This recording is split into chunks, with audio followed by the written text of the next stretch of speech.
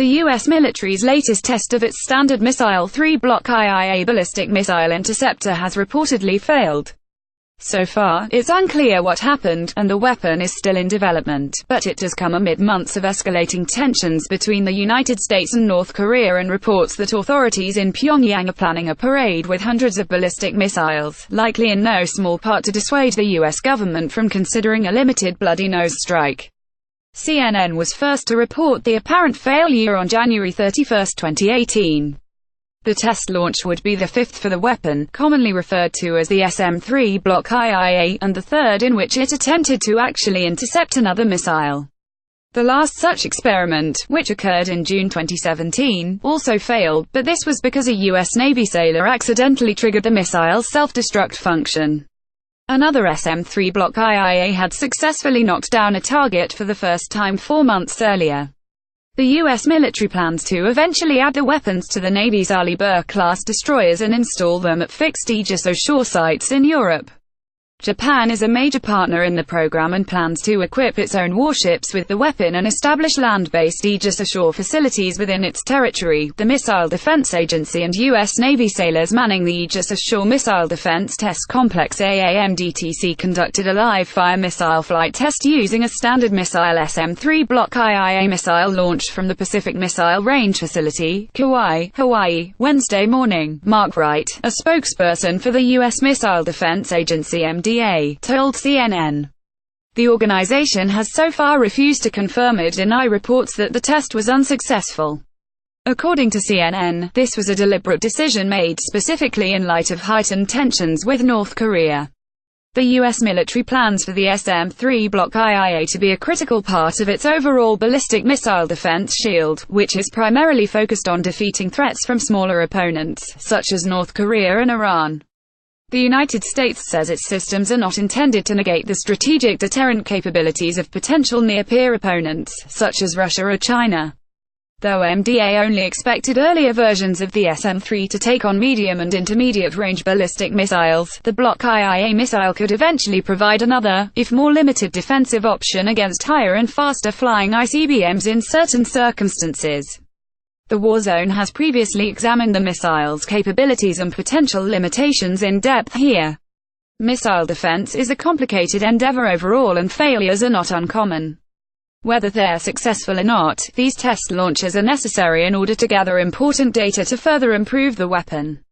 An official infographic showing the various interceptors the U.S. military has or is developing as part of its ballistic missile defense program and what type of weapons it expects them to be able to shoot down.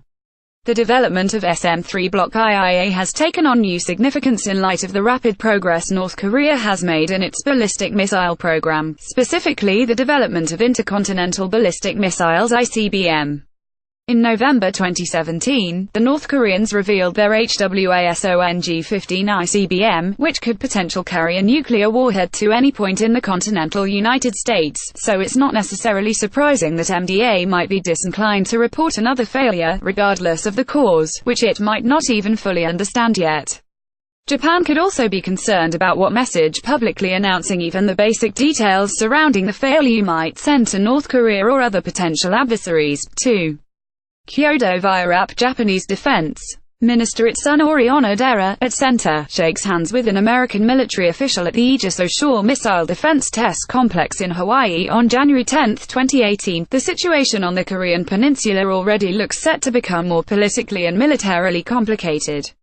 Also on January 31, 2018, CNN reported, citing anonymous sources, that a North Korean parade in February 2018 would feature hundreds of this class of weapons, including dozens of Hwasong-15s. To scare the hell out of the Americans, North Korea will stage the event ostensibly as an annual tribute to the founding of its military, the Korean People's Army.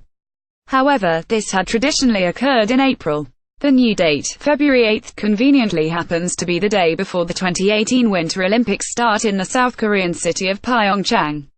Both Koreas will march in the open ceremony together in a gesture seen as an attempt to escalate tensions, but which critics have warned is a way for authorities in Pyongyang to drive a wedge between officials in Seoul and their American counterparts, who have continually advocated for a tough stance toward North Korea.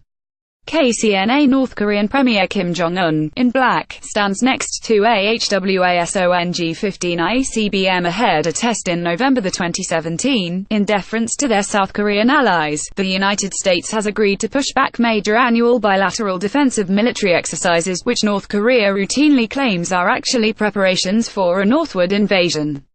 In light of that development, officials in Pyongyang reiterated a common demand for South Korea to end the drills permanently. But with reports about the SM-3 Block IIA's failure already leaking out, it's not clear if MDA's decision not to discuss the matter publicly will have the intended impact. The U.S. government is unlikely to rely on open reports in the press to reassure its Japanese and South Korean allies about the progress of the program and its commitment to defending them against North Korean threats. North Korea is still likely to at least use the incident for propaganda purposes, regardless of the facts, as well. And the actual effectiveness of America's existing ballistic missile defenses is an important part of the growing debate about a potential bloody-nose strike against North Korea.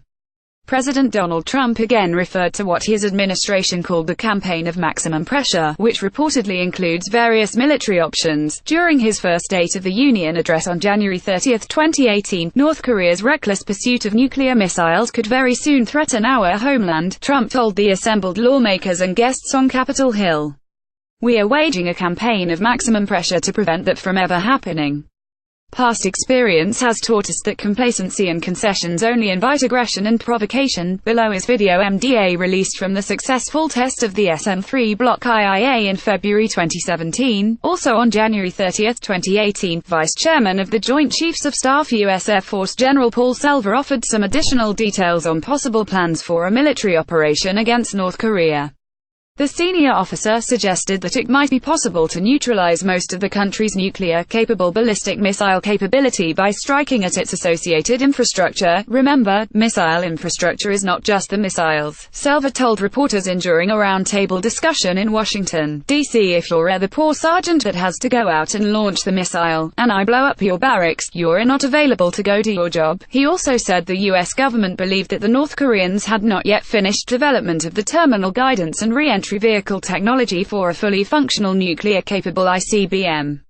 The general acknowledged that they could have done so, but not yet demonstrated it publicly, but insisted that this possibility was remote. It is possible, although I think unlikely, that he has found a way to do the test without us knowing, Selva said. But I can't envision what that test would look like, where he would be convinced that he has those components at a reliable enough level of performance to declare that help's ready. Vice Chairman of the Joint Chiefs of Staff U.S. Air Force General Paul Selva. U.S. officials do appear to be in agreement that North Korea won't lack this capability for long. We talk about him, Kim Jong-un, having the ability to deliver a nuclear weapon to the United States in a matter of a handful of months, Central Intelligence Agency Director Mike Pompeo told the BBC in an interview, adding that there was a good understanding of North Korean ballistic missile capabilities within the American intelligence community and among its foreign partners. If the United States did decide to go ahead with a punitive strike against North Korea, it would almost certainly provoke a massive North Korean retaliatory attack against the United States and its East Asian allies, which could involve ballistic missiles, conventional artillery, and other conventional and asymmetric capabilities. With this in mind, it's highly debatable that the U.S. military would be able to keep a small strike against Kim Jong-un's regime from rapidly escalating. Ron Sachs, Picture Alliance, DPA via APCIA Director Mike Pompeo. With years of talk of decapitating his regime from American and South Korean officials, it's not clear he would ever be convinced any American strike would be limited in scope. It is not hard to imagine Kim Jong-un ordering a launch with a less than fully reliable nuclear-tipped ICBM, or even completely untested weapon, in a crisis where he believes the survival of his regime is at stake. If we believe that Kim is undeterrable without such a strike, how can we also believe that a strike will deter him from responding in kind? Victor Cha, a professor at the Georgetown University and a senior advisor at the Center for Strategic and International Studies, a Washington, D.C. think tank, wrote in an op-ed in the Washington Post on January 30, 2018. And if Kim is unpredictable, impulsive and bordering on irrational, how can we control the escalation ladder, which is premised on an adversary's rational understanding of signals and deterrency? The Trump administration had been considering Cha as a candidate for ambassador to South Korea, but has since dropped that plan after the academic and former advisor to President George W. Bush on North Korea voiced these same concerns in private. It seems that other senior U.S. leaders have similar concerns, though. The Georgetown University Victor Cha, right, and President George W. Bush, there's plans out there that have been developed over the years for military action on the Korean Peninsula, U.S. Marine Corps Commandant General Robert told a gathering at the Center for Strategic and International Studies, a Washington, D.C. think tank, on January 25, 2018. If it were to go down, I am not sure it's going to go down the way we planned it. It never does, he continued.